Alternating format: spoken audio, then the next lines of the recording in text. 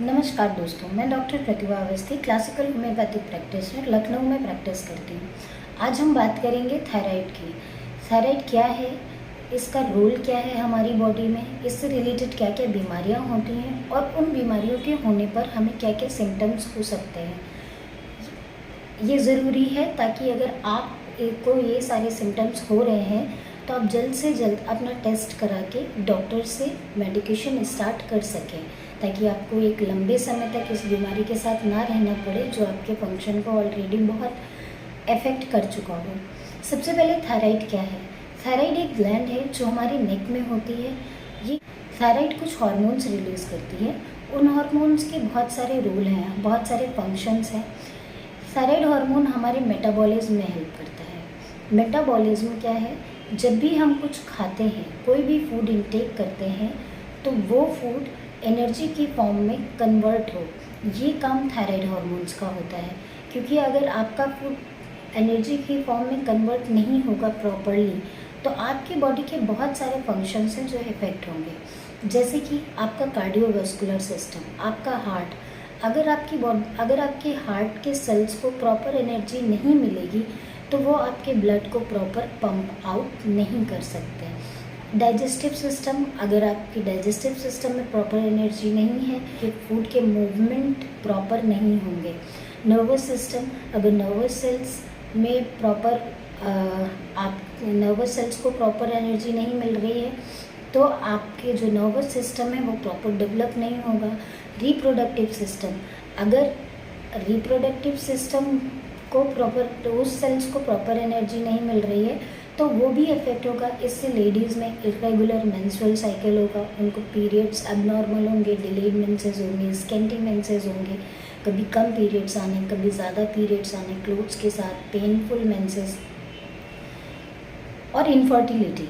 ये सारी चीज़ें thyroid hormones, thyroid related disease होने की वजह से हमारे पूरी बॉडी के सारे सिस्टम गड़बड़ हो जाते हैं। तो ज़रूरी है जान लेना कि कहीं हमें थायराइड रिलेटेड डिजीज़ तो नहीं, क्योंकि अगर हम इनिशियली स्टेज में नहीं जान पाते हैं तो हमारी ये बॉडी के सारे सिस्टम काफ़ी इफेक्ट हो चुके होते हैं। थायराइड रिलेटेड डिजीज़, क्या क्या डिजीज़ थायराइड से रिलेटेड होती हैं। हाइपरथायराइडिज्म, हाइपोथायराइडिज्म, थायराइडाइटिस, हर्शिमोटो थायराइडाइटिस, इस तरीके की ग्रेव्स डिजीज़, इस तरीके की डिजीज़ हैं जो हमें थायराइड हार्मोन्स की प्रॉपर फंक्शन या प्रॉपर रेगुलेशन की वजह से, प्रॉपर सिक्रेशन या प्रोडक्शन की वजह से ना होने की वजह से होती है। अब अगर आपका थायराइड हार्मोन ज़्यादा मात्रा में सिक्रेट हो रहा है तो वो तब जो डिजीज़ होती है उसको हम हाइपरथायराइडिज्म कहते हैं। अगर आपका थायराइड कम मात्रा में सिक्रेट हो रहा है तो दैट इज़ हाइपोथायराइडिज्म। अब इन डिजीज़ के सिम्टम्स क्या हैं। अगर आपको ज़रा सा काम करने में जल्दी थकावट महसूस होने लगे, आपकी हार्ट रेट फास्ट या स्लो चले, आपके मेंस्ट्रुअल साइकिल प्रॉपर ना हो, आपको मेंसेस ज़्यादा आ रहे हैं, कम आ रहे हैं, कभी डिलेड हो रहे हैं, कभी अर्ली हो रहे हैं, तो ये सारे सिम्टम्स थायराइड के हो सकते हैं। आपको टेम्परेचर टॉलरेट करने में प्रॉब्लम होगी, ज़्यादा हीट या ज़्यादा कोल्ड, आप दोनों टेम्परेचर टॉलरेट नहीं कर पाएंगे। आपकी स्किन में पेन, आपकी स्किन सेंसिटिव हो जाएगी, टिंगलिंग होना, पेन महसूस होना, मतलब झुंझुनाहट होना, स्किन में पेन होना, स्किन का टेक्सचर चेंज हो जाना, हेयर फॉल होना, ये बहुत सारे सिम्टम्स हैं जो थायराइड रिलेटेड। क्योंकि डाइजेशन प्रॉपर नहीं होना, क्योंकि जैसा मैंने आपको पहले बताया कि थायराइड हमारे सारे फंक्शंस को अफेक्ट करता है, तो हमें सारे ही फंक्शन से रिलेटेड प्रॉब्लम होगी, या पहले या थोड़ा देर से, बट प्रॉब्लम्स आपके सारे फंक्शंस से रिलेटेड आपको होंगी। इसलिए अगर आपको इस तरीके की कोई भी प्रॉब्लम होती है तो आप अपना थायराइड फंक्शन टेस्ट कराएं, जिसमें T3 T4 का टेस्ट होता है, जिससे हमें पता चलता है कि हमारा T3 T4 प्रॉपर मात्रा में रिलीज़ हो रहा है या नहीं हो रहा है। अगर आपका थायराइड हार्मोन्स अबनॉर्मली रिलीज़ हो रहे हैं, ज़्यादा या कम, आपको हाइपरथायराइडिज्म है या हाइपोथायराइडिज्म है, तो आप अपने डॉक्टर से मिलिए और उनसे मेडिकेशन स्टार्ट कराइए। अब इसका इलाज क्या है, सबसे बड़ा सवाल, क्या थायराइड का कोई परमानेंट इलाज है? क्या थायराइड को हम परमानेंटली ठीक कर सकते हैं?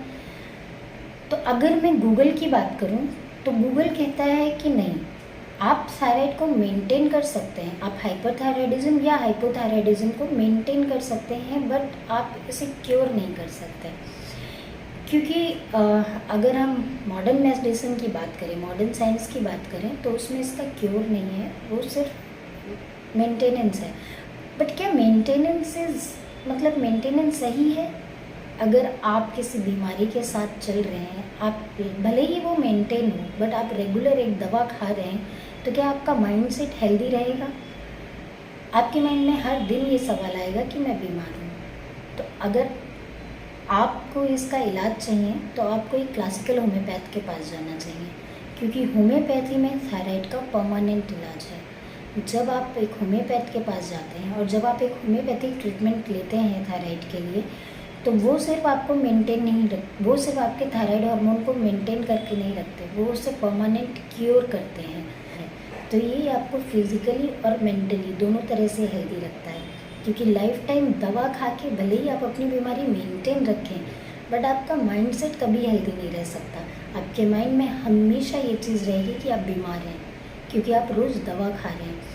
और वो मेंटेनेंस भी ऐसा नहीं होता कि आपको कोई सिम्टम्स फील नहीं हो। आप दवा तो खाते हैं, लेकिन उसके जो सिम्टम्स होते हैं, जैसे कि ओबेसिटी, वज़न बढ़ना आपका, या फिर आपको जो हीट रिलेटेड प्रॉब्लम होती है, आप हीट या कोल्ड टॉलरेट नहीं कर पाते, आपको जो स्किन पेन होता है, जो टिंगलिंग होती है, जो थकावट होती है, वो सिम्टम्स आपके कहीं नहीं जाते उन दवाइयों को खाने के बाद भी। तो अगर आपको इन सारे सिम्टम्स और दवाइयों से छुटकारा चाहिए थायराइड रिलेटेड डिजीज़ की वजह से, तो आप क्लासिकल होम्योपैथी को चुनिए और अपनी लाइफ को डिजीज़ फ्री बनाइए। Thank you.